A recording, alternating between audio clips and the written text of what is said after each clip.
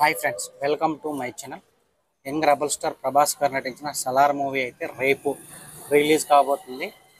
మార్చి 21న Salaar movie అయితే release అవ్వబోతుంది.